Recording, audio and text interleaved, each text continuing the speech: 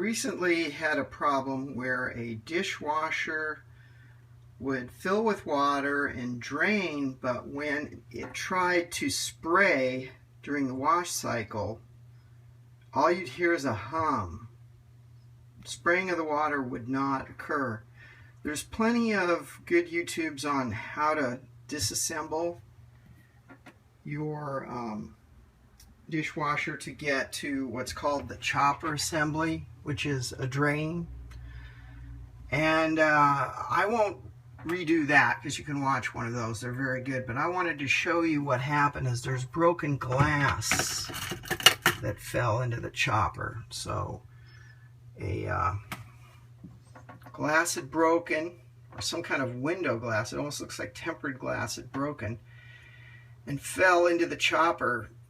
And what I'll do next is unscrew the screw right here, the tip of the pliers, and I'll remove that. But I'm going to and get whatever is stuck in there out. But first I'm going to pick all the glass out with a long nose plier one by one.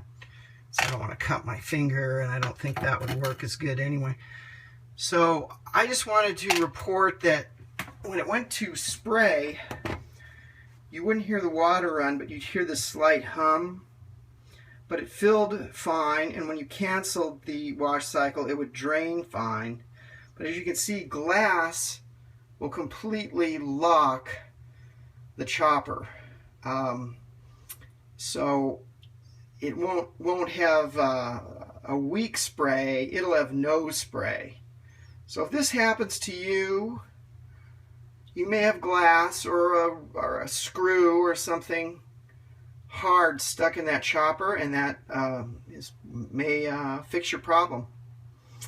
So if you do have that particular symptom, this will help you diagnose.